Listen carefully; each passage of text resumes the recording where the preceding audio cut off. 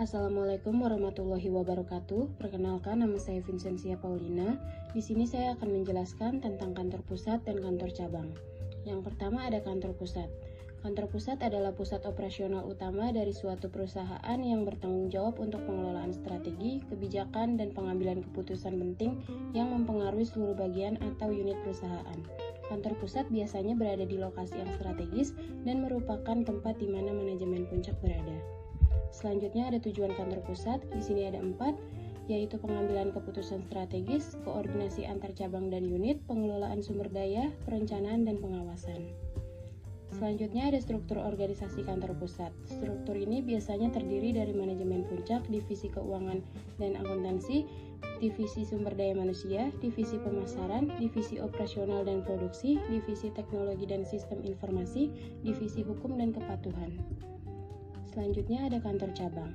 Kantor cabang adalah unit atau cabang perusahaan yang didirikan di luar kantor pusat dengan tujuan untuk menjalankan operasional perusahaan di wilayah tertentu. Kantor cabang memiliki wewenang terbatas untuk melaksanakan tugasnya, namun tetap harus mengikuti kebijakan dan arahan dari kantor pusat. Selanjutnya ada tujuan kantor cabang. Di sini ada 4, yaitu pelayanan pelanggan, ekspansi pasar, pengelolaan operasional lokal, efisiensi, dan responsivitas. Selanjutnya ada struktur organisasi kantor cabang, yaitu manajer cabang, staf administrasi, staf pemasaran dan penjualan, staf layanan pelanggan, staf keuangan.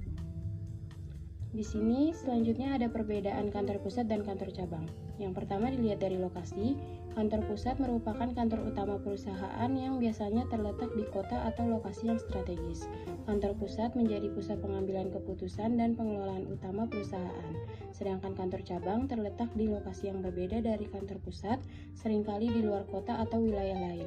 Kantor cabang berfungsi untuk mendukung operasional dan ekspansi perusahaan ke daerah atau pasar lain. Yang kedua dilihat dari fungsi.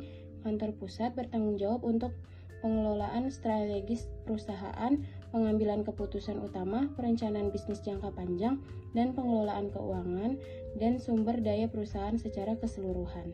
Sedangkan kantor cabang fokus pada operasional harian, pelayanan pelanggan, dan pelaksanaan kebijakan atau program yang sudah ditetapkan oleh kantor pusat. Kantor cabang lebih terlibat dalam kegiatan bisnis langsung dengan pelanggan di daerah tersebut. Selanjutnya ada perbedaan aktivitas kantor pusat dan kantor cabang.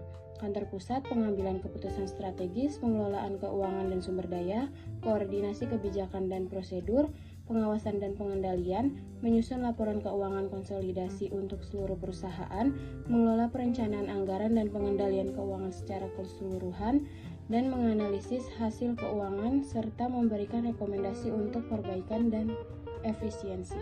Sedangkan kantor cabang, implementasi operasional, pelayanan langsung kepada pelanggan, pencatatan transaksi, pengelolaan sumber daya di cabang, mengelola anggaran operasional cabang, melaporkan hasil keuangan cabang ke kantor pusat untuk konsolidasi, dan melakukan transaksi harian. Selanjutnya ada metode pencatatan kantor pusat dan kantor cabang. Metode pencatatan kantor pusat yaitu metode pencatatan terpusat, metode pencatatan dengan sistem akuntansi, metode pencatatan manual, metode pencatatan berlapis, metode pencatatan berbasis cloud, metode pencatatan dengan sistem standar. Sedangkan metode pencatatan kantor cabang yaitu metode pencatatan desentralisasi, metode pencatatan terpusat, metode pencatatan berbasis cloud, metode pencatatan berlapis, metode pencatatan dengan laporan periodik, metode pencatatan manual, metode pencatatan dengan sistem standar. Selanjutnya ada hubungan antara kantor pusat dan kantor cabang. Yang pertama ada koordinasi dan komunikasi, yaitu kantor cabang harus berkomunikasi secara rutin dengan kantor pusat untuk melaporkan kondisi operasional dan mendapatkan arahan lebih lanjut. Yang kedua ada standar dan kebijakan. Semua cabang harus mengikuti standar dan kebijakan yang ditetapkan oleh kantor pusat untuk menjaga konsistensi dan kualitas layanan. Yang ketiga ada pengawasan dan pelaporan, yaitu kantor pusat harus mengawasi kinerja cabang melalui pelaporan rutin dan audit untuk memastikan bahwa cabang memenuhi standar yang ditetapkan.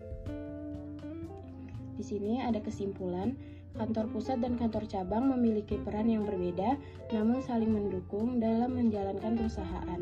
Kantor pusat berfokus pada pengelolaan strategis dan perencanaan jangka panjang, sedangkan kantor cabang berfungsi untuk menjalankan operasional harian dan memenuhi kebutuhan pasar lokal.